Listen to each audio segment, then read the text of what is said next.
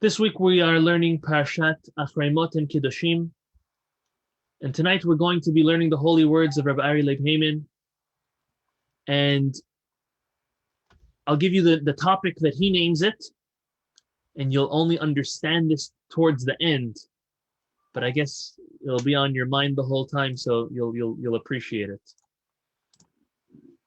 The name of the topic that he is about to share with us, he calls it to restore the imagination. What does restoring the imagination really mean? So take a look at the following. At the end of this week's Torah portion, at the end of Acharei, at the end of the first portion, the Torah discusses a couple quick things. It discusses the commandments of offering sacrifices in the temple specifically. You can no longer have an individual a place to offer sacrifices. You're not allowed to consume any blood. That's a Torah prohibition. And then the Torah goes on and tells us generally to make sure to adhere to the Torah and not to deviate. And then it goes on to list different other prohibited relationships that the Torah definitely does not sanction. So Reb Leib says right at the end, it just wedges in there like en passant, as we say in French, just in passing. The Torah goes and wedges in these two verses. Take a look at your screen. Chapter 18 in Leviticus, verses 2 and 3. Look at this. God says, Daber el bnei Israel, tells Moses, speak to the Jewish people and tell them, I am God, I'm the Lord your God. Okay, sounds pretty standard, right? But now look at this verse.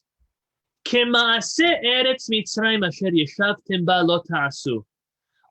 sure not to act like the Egyptians in which the land you lived in.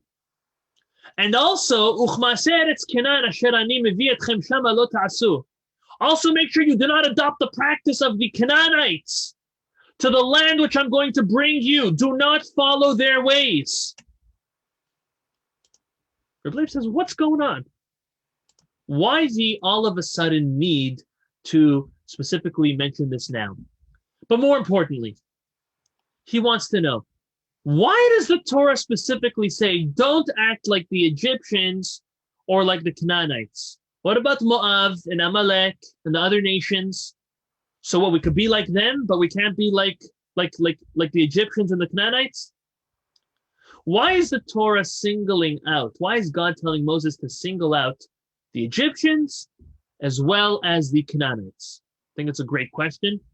Rashi addresses it. Rashi tells us, the Torah is teaching us that Egypt and Canaan were the worst of the nations. They were places that the Jewish people settled in, and they were places which became the most corrupt and problematic. Reb Leib now says, this is the answer to why the Torah specifically singles out Egypt and Canaan. Because the Torah is warning us, do not be like those two nations, because those two nations are the worst of all. And if the Jewish people are not going to be like those two, they for sure will not be like anyone else. Not like Amalek, not like Moab, not like anyone else. With this concept, a new question begs explanation, says Reb Leib. Question number one is, why is it that Eretz Goshen, the land of Goshen, in which the Jewish people settled in, why was that the worst and most impure place in the entire land of Egypt? He says, should we understand that Hashem intended to put the Jewish people there, to put them in the hardest, most impure place during their exile? Or should we say that Joseph planned out this hardship for them? Take a look at your screen. In Genesis chapter 45, verse 18, Ukhu et avichem ve'et batechem ubo elai, ve'tena lachem et tuv eretz Mitzrayim v'ichlu et chelev haaretz. From here we see that Joseph is inviting them. This is not the right verse. I have to find the other verse. I don't have it pulled up now. But anyways, this verse is telling us that Joseph is inviting the Jewish people to come his family to come to Egypt. And then he specifically selects, and it's Goshen. That's probably the next verse. I don't have it up on with me. The next verse is telling us that he tells them to go to the land of Goshen because Joseph wanted his family to be secluded and sheltered from the rest of the Egyptians so they would not fall into their immorality. So again, the idea is we can't say that Joseph planned for the Jewish people to be in the hardest spot. And could we suggest that Hashem wanted them to suffer like that? Next question, very similar. Right before the Jewish people enter the land of Israel, Hashem tells them as follows. This is in chapter 15 in Numbers. Bamidbar, chapter 15, verse 18. Daber el bnei Yisrael v'amarta aleim. Speak to the children of Israel, telling them, Bevoachem el haaretz. While you come into the land, asher ani mevi etchem shama, you're going to come into that land. What's going on over here? Well, Rashi explains to us that Hashem is telling the Jewish people, you need to go into the land of Israel and conquer it in its entirety. And it is an important thing that the Jewish people have is to completely conquer and eradicate it from all of the bad things that are there. Why? Because it's a horrible land. Can we say that Hashem deliberately wanted the Jewish people to go to places which were the worst of influences and command them to not act like the nations? So put them in Egypt, the hardest place. Put them in Israel, the hardest place, the most immoral place. And that's where they are supposed to fight and supposed to thrive? Well, the truth is the source that Rashi actually explains for both Goshen in Egypt and Israel, they themselves were not the worst places. In truth, if you go back to the source, it's the Torah Kohanim, it's a midrash that Rashi quotes, really, the Jewish people, by them settling there, is what caused that place to be distorted and at a very low spiritual standing. This is very deep. Again, because the Jewish people went there, the level was completely lowered. So now this brings us to a whole new question. What's the connection between the Jewish people coming to a certain place and horrible things and a horrible level of spirituality befalling upon that place? That doesn't seem too fair.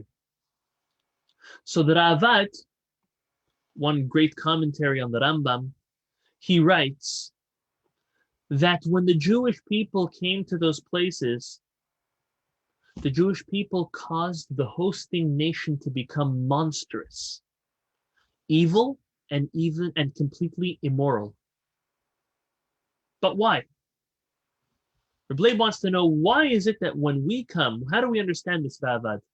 How do we understand that when the Jewish people come to a certain place, now the host, the nation that's living there, becomes evil and monstrous and immoral against us? So Leib explains, based on the Talmud, that the Satan, the Yetzer Hara, the evil inclination, has 7 names. What does it mean, 7 names? It just has 7 ways that it tries to pounce on people, cause them to sin, make them stumble, and specifically the Jewish people.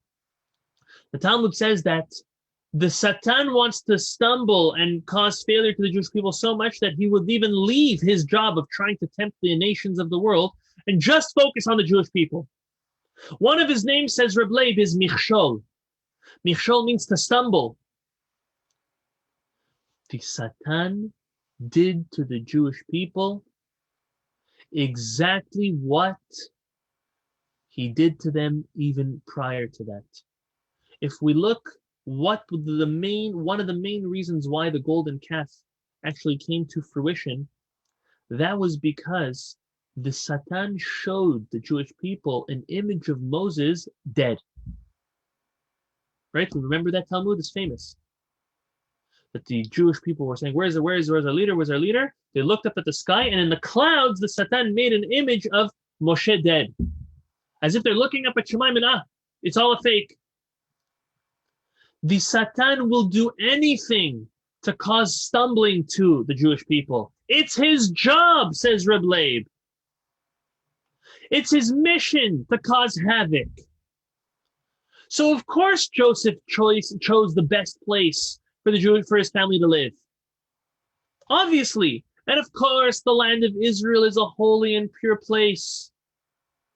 But as soon as the Jewish people came to settle there, let's take Egypt for an example, the Satan is working now full force, overtime, to cause the Jewish people to come down, specifically through being influenced by their neighbors. The Rambam tells us that a human being was created in such a way that they are extremely influenced by their surroundings. As we see in our own lives, about ourselves and about those that we speak to and that we live with. We are creatures of our surroundings. That can be used in a positive way by surrounding ourselves, as Mishnah and Masechet Avot tells us, with good surroundings and good influence and wise. Or it can work to our greatest detriment by surrounding ourselves with people of low standing, of immoral ethics, and working against us tremendously. Hashem put us in the great places. Joseph had the intention to put us in an amazing secluded place. The Yetzer Hara comes up, explains Reb Leib, and lights up the Goyim. He uses the Goyim to cause havoc, to cause tests to the Jewish people, because that's his job. And his job, unfortunately, is to bring the Jewish people down in order for us to flex and overcome and truly deserve the reward of overcoming. Reb Leib goes on and says, okay, so fine, we'll deal with Egypt and Israel. He says, we see in America, specifically the cities that have a high concentration of Jews, unfortunately have tons of immorality. And he wrote, I would never say this, but he wrote, take a look at New York. Take a look at New York City. Tons and tons of Jews. And unfortunately, there is a lot of problems. Not specifically within the Jews. We're not saying that it's the Jews that are the ones that are immoral or not. There's that too. But it stems first from the hosting nation. This is because that's the way the Yetzer Hara works. The Yetzer Hara says, I see a concentration of Jews over here. I'm going to fight hard over there. Reb Leib says, ever since World War II, the advancement of technology made it so that the Yetzer Hara is full force around the entire globe. Why? Because the advancement of technology and the availability of lust and desire and immorality and low standings of ethics are worldwide. Because of the ability to communicate and to travel all over, on one hand, there's Jews all over the world, and now the Yetzer Hara is able to full force all over the world. On the other hand, everything is visible, available, and attainable by everyone. Reb Leib says this. He says the entire world is like Mitzrayim and Canaan. That level of the Yetzer Hara pushing forward to stumble, specifically B'nai Israel. So then he asks a very hard question. He says, is this what Hashem wants of his world? The world that he created?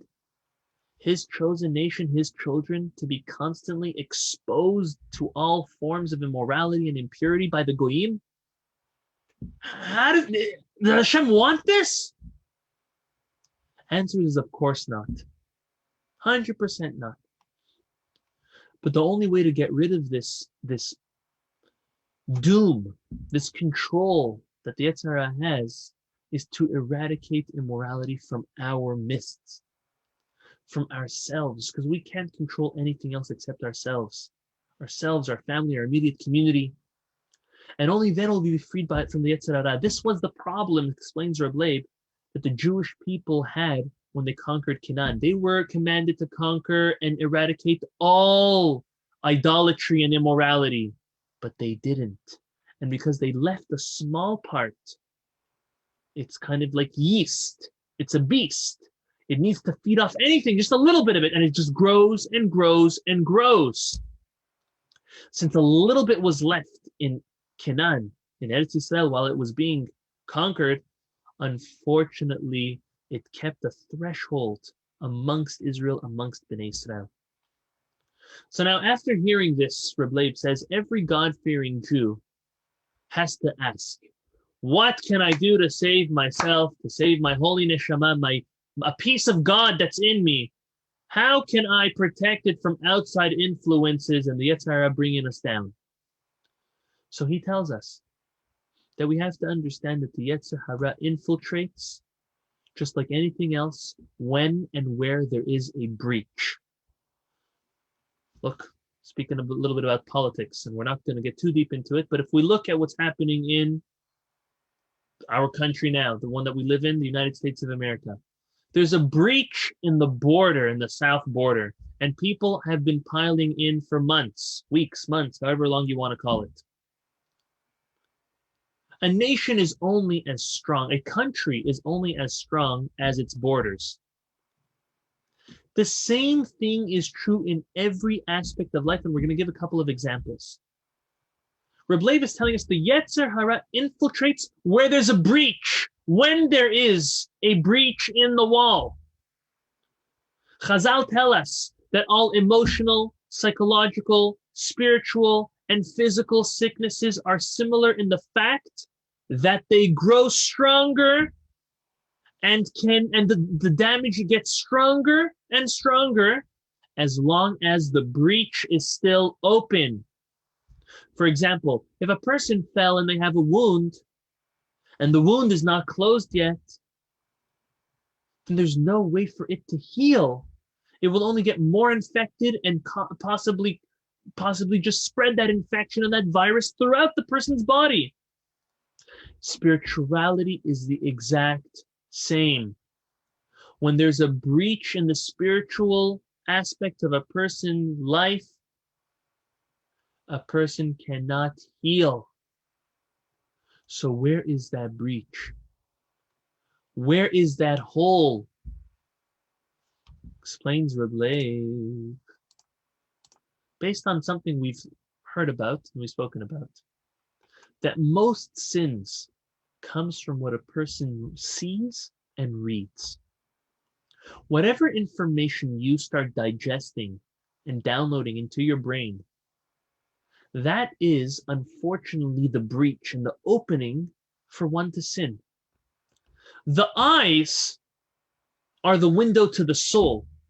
Normally that's like a very beautiful and flowery concept, right? It is. But on topic, it's something very serious. It's actually that the eyes are the precursor to things that follow, whether they may be positive, hopefully, but also very negative and traumatic at the same time. This is because when a person sees something, explains Reb Leib, they start to imagine it and replay it in their mind over and over and over until most of the time it becomes a reality. So let's take a step back. During the formative years of an adolescent, specifically a teenager, when they have no stress or real burden of life, a child's mind is free and ready to absorb like a sponge, right? Remember from our own children. If violence and immorality and theft and filth is what is being fed and downloaded into the child's mind, well, that's what's going to fill up their mind, their brain, and their imagination will be going over and over and over those things that they are exposed to. The only way to beat this, says Reb Leib, is by occupying their brain with proactive and positive and godly thoughts that make their minds constantly imagine that. I teach in middle school and I teach in high school. And I deal with boys specifically of ages 12 till 18. And the amount of video games that these boys play, it's not just these boys, it's all boys. It's most kids nowadays. The amount of brain power and time that is being downloaded into their brains through these video games and through TV and through the internet, the only thing that they can imagine are these things, which are not just a waste of time, they're detrimental, they're addictive. It's the only thing that's filling up their minds. It's the only thing that they are imagining. So their imagination forevermore is going to be mostly preoccupied with whatever filled their brains during their formative years. And that is TV shows and cartoons and all the ridiculousness and video games and movies, pornography, chas v'shalom. This is what they're going to be keeping on imagining over and over and over. So how do we combat this for the children? We'll speak about us in a moment. But how do we combat this for children, adolescents, teenagers? We, as much as possible, reel back and filter in what their precious and special and holy minds are absorbing. And on the contrary, there's sur mira, but there's asetov. You got to do good also. You got to fill it up. Allow their brain to go off on tangents and imaginations of good, positive, productive, godly things, as Reb Leib says. Let their minds be busy with the Mishnah, with the stories of the Talmud, with the stories in our Torah, with halacha, with midrashim. Let their imagination be filled up and go on tangents with that and replay and replay and replay, because that's what's going to carry them out for the rest of their lives. And the contrary or the alternative is so scary. This is why Reb Leib says, Chazal perfectly and purposely said, you know how we're going to start off our day? You know how we're going to start off our morning prayers? Pesukei de Zimra.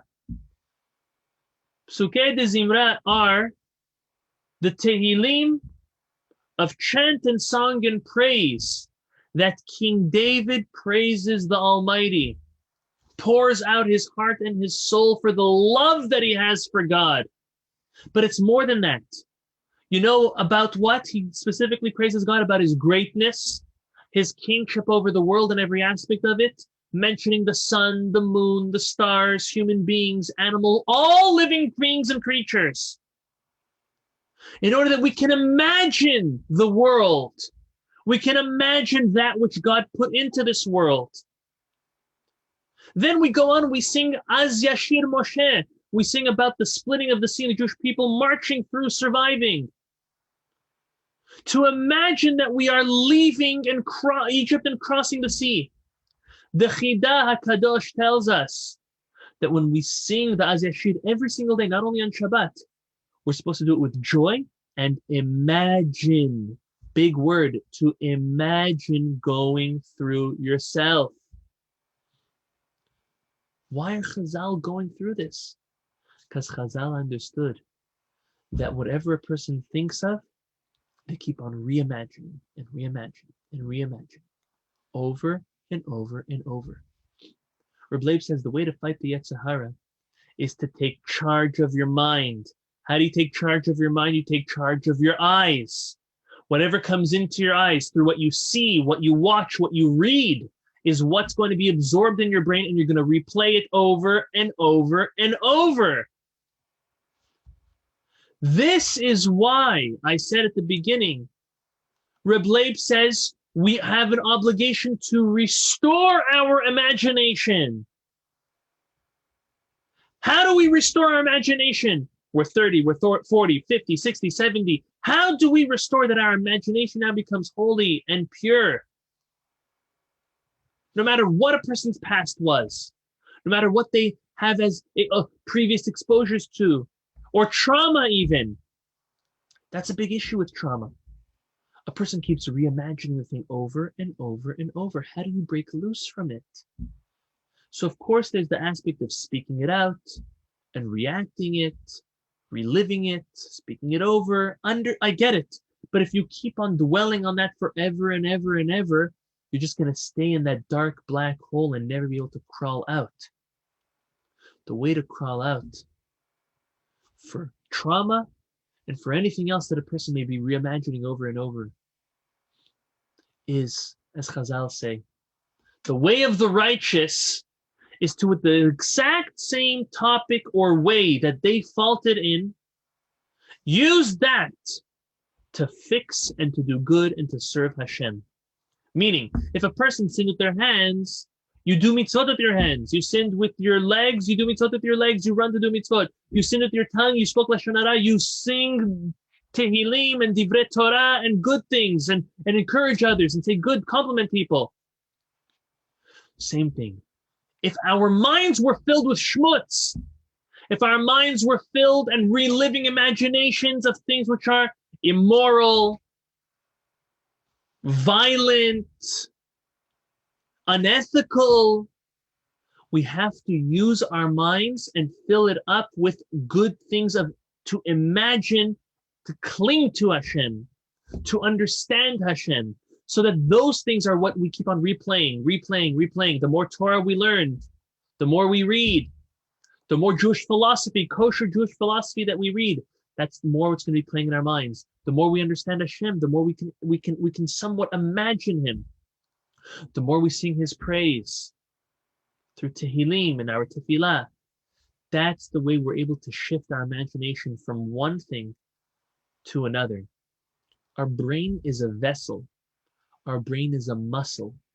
And just like a person who has depleted muscles physically can put them back into shape, we can take our brain, and our head's not going to grow and our forehead's not going to grow unless you start balding.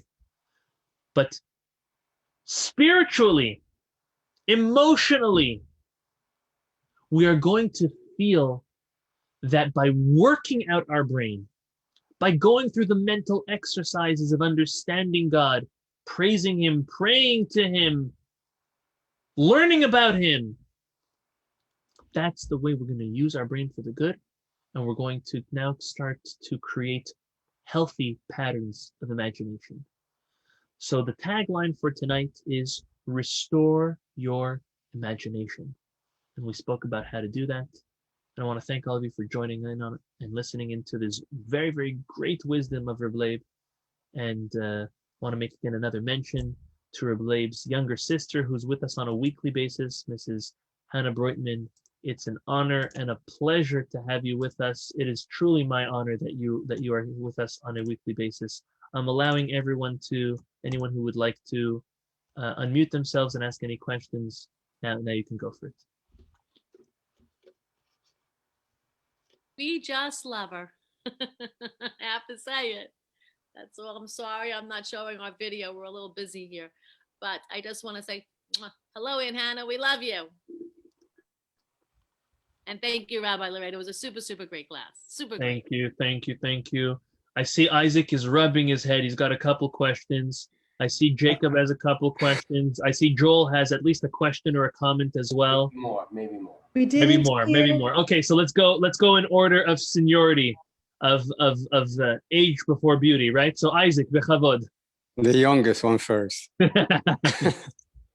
I got a complaint. I'll leave that one to the second part. Okay. The first one, a suggestion, what you said, you hit it on the nail. When I was teaching, I didn't have the problems that the educators have nowadays. And I was teaching in some of the roughest school in New York. As far as the school you're teaching, it might be a good idea to send messages to the parent. Whatever you said, to put it in simple words, in beautiful words. The words were beautiful, but for the children to and give them an idea what is it, what is the message every week, because this is a big problem. Even the best kids. So I'll tell you, you're 100% right. But the problem is the parents are sanctioning and allowing, sometimes even encouraging all of this, because the TV, the computer, the computer games, the video games are the best babysitter for parents. So unfortunately, lazy parenting throws technology at their kids. I'm not saying our kids have to be handicapped when it comes to using computers, and not because that's the way of the world. Technology is a part of the world that we live in. However, shoving it at them in order to babysit and to get them out of your hair so you can go play tennis, so you can go golf, so you can watch your own show, so you can read, so you can even go to the kollel and learn. You know, Hashem doesn't want you going to the kollel to learn when you shove your kids with a movie or you shove your kids with a video game. Hashem doesn't want that from you. He wants you to sit at your child's bed, speak to him and her, learn with them in an informal way there, better than you going to the kollel at night. Now, I run night programs. I run kollel programs at night. I'm a big advocate for it. But Hashem wants you, especially when your children are younger, to be with them. Okay, if you finish with them at a certain time and they're sleeping, or they're with your wife or something like that, then you can go. But you have to make sure that your children are a priority. So yes, Isaac, you're 100% right. This concept has to be shared with the children, with the parents, but the parents are the ones at fault. Parents have to understand that they are and they can be in control of their children at any age, especially when they're young. You can decide.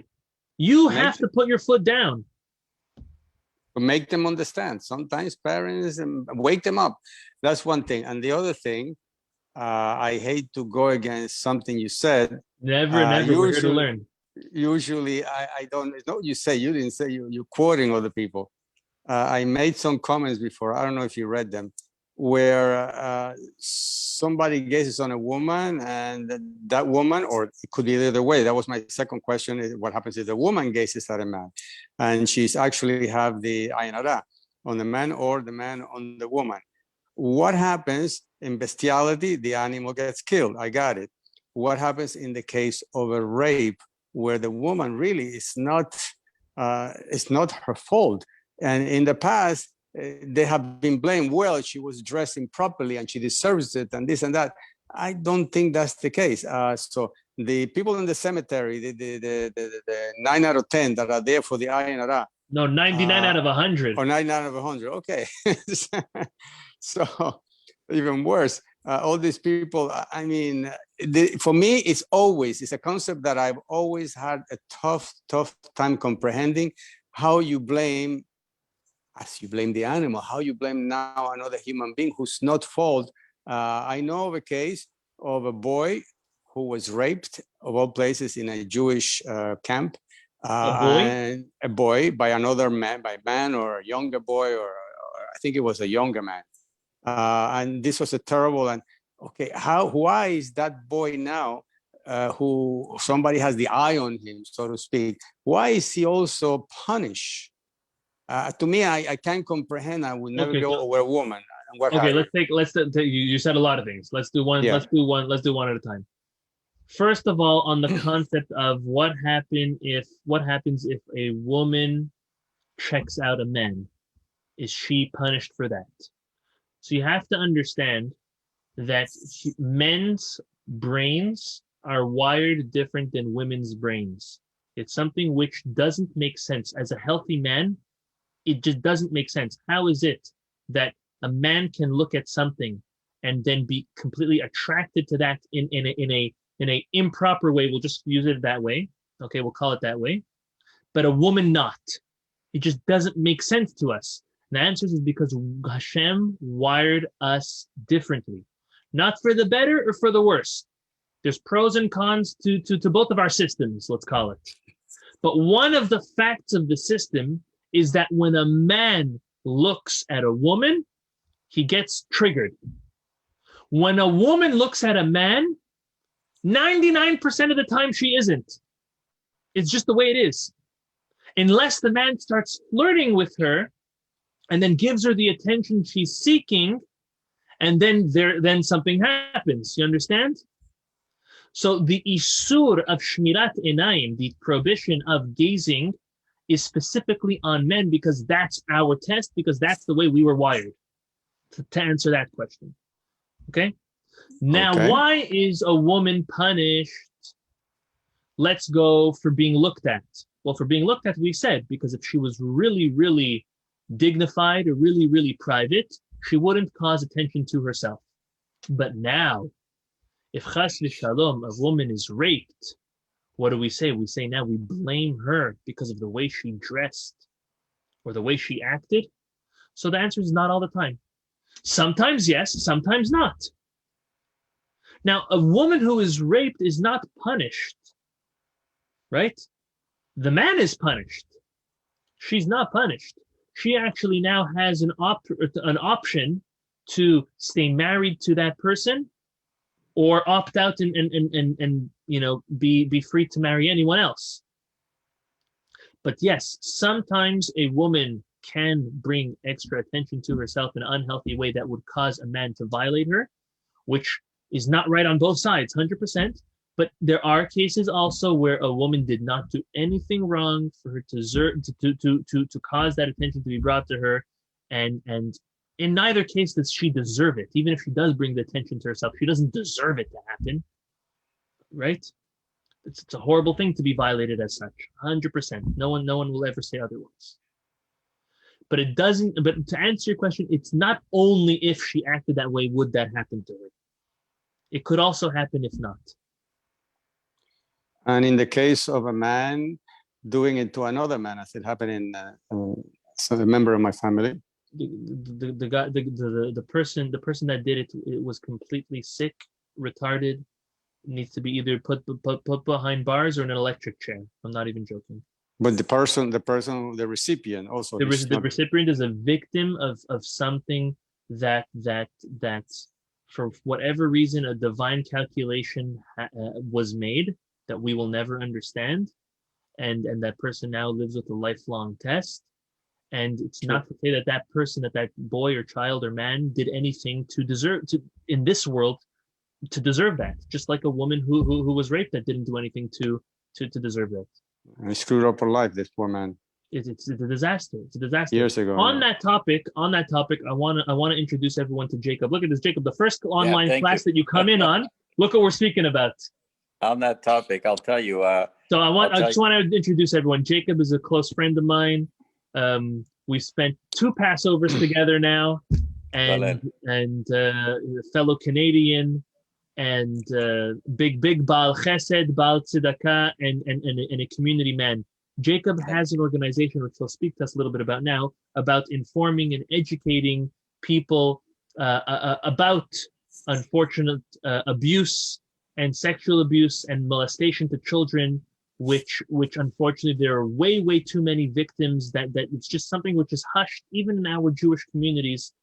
That one of Jacob's missions, he has many noble missions, but one of his missions is to give people courage to come out and speak about it, to expose those evil people, to have them tried, jailed if need be, and Jacob, take it from there. Thank you very much, Rabbi. Always a pleasure. Just to tell you, I was molested by a cantor along with 40 other children in our synagogue, and he inspired a lot of trust, and a lot of parents trusted him, and this is how it happens. It's something I charged him. He went to jail and he got kicked out of the country.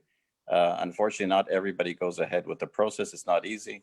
But if anybody wants to talk to me about it, I'm very open about it. I can educate what I went through and what. But the benefit is that you put this person out of business.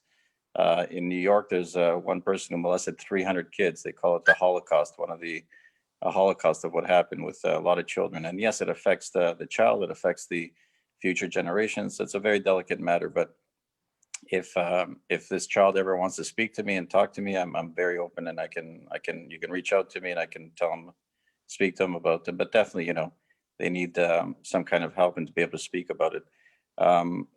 So with that said, I mean, I wanted to ask Rabbi the question, not about that subject, but if there's anything else to talk about, by all means, it is a grave sin. And I think to be able to speak about it and to expose it is to save other lives, because people take their lives, they get into drugs, alcohol, various other issues of abuse, and it carries on to other generations. So to stop the abuse is very important. And the best way is to educate children and give them the education. I'm working with an organization in Israel called Magen, and they're doing a great job at educating. We're putting out a book together with an organization that I have in Toronto called Sephardic Community.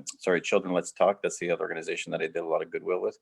But Children Let's Talk, educating, fighting child sexual abuse through education and communication.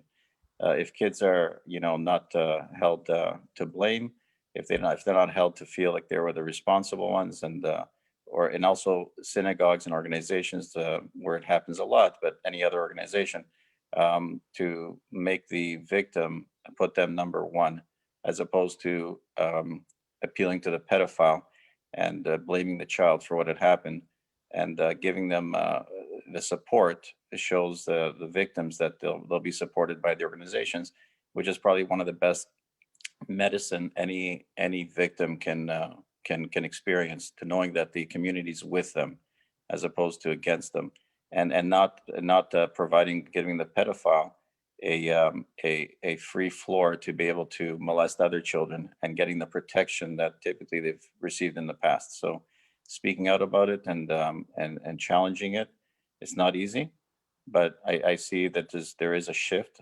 and education is very important to that. One question that I wanted to ask you, Rabbi. So again, if there's anything anybody wants to reach out to me, I mean, Rabbi knows my number. You're more than welcome to reach out to me, and I can put you in touch with those that can help, that can educate, that they can give the support as well to any victims to help them, number one. Rabbi, if I can ask you, once I studied this, and I don't know how true it is, but I'd like to hear your perspective, that when you see beauty in this world, that there's almost like an obligation of blessing that beauty, that God has sent such a beautiful person, which requires you to look at the person, appreciate the beauty, and bless the beauty. Is there? Okay, so did I misunderstand something in the shiur? Or? Yes, it's a big What's twist. that all about? It's a big twist. There are certain creations in this world that we bless, such as if a person hasn't seen the ocean for 30 days, we make a blessing. We make a blessing when we see a king or a president, because of the wisdom that God endeared to that person. We make a blessing on a person who is very different, mishuneh. Okay, there was, I'm not going to say we're recorded on live, but there was a certain time when certain people of certain color were questionable if you should make a blessing on them when you see them or not. We don't, obviously, but that interpretation you said is a definite corruption of that concept in relation to what the Torah clearly says of lo taturu acharei livavchem v'acharei einechem. We're not allowed to chase after and veer after our hearts and our eyes. Yes, you can rationalize, oh, what a beautiful woman, a creation of God. I must lay my eyes on her, right? The problem with that is that invokes thoughts, and as we've spoken about, imaginations of things which are improper with someone that is prohibited to you. And on the contrary, it is a mitzvah to appreciate and to enjoy the beauty of your spouse, because that brings these two neshamot, these two people, closer, which is the purpose of marriage. One of the purposes of marriage is creating and forming a bond with your spouse. And part of that is the physical aspects of the world and the body that we were given. And just as we said, as we've spoken about before, beauty is in the eyes of the beholder. And with time, a person is supposed to continue to build spiritual, emotional, and also physical bonds with their spouse. So just as it's prohibited to gaze at the beauty of any other woman, it is permitted and encouraged even to gaze at the beauty of one's spouse, obviously during the time of the month that you are allowed to have physical interaction. Okay. Good, thank you. All right. Anything else, Isaac? It looks like you have another. It looks you have a sequel. No, the question that he has, I didn't know how to ask that question. He said it in such a nice way and so diplomatic that I applaud Jacob. Bezrat Hashem. All right. Thank you. Bezrat Hashem. All right. So Jacob, hopefully you'll become a regular with us. Bezrat Hashem. Tell me, are there age limitations, or can children participate in your? Yeah. Well, they're not on now, but we even have as young as a 4-year-old sometimes participate with us on Wednesday nights. Bezrat Hashem. Get my kids on. Yeah, any age, every age, all over the world. We have sometimes people from Australia that join us, all over. So I'll send it out to the group. Wonderful. Thank you, Rabbi. Okay. All right. Okay. Nice to see everyone. Have a great Thank week. you, Rabbi. Be well. Thank you so Shabbat much. shalom. Shabbat shalom. Thank you. Shabbat shalom.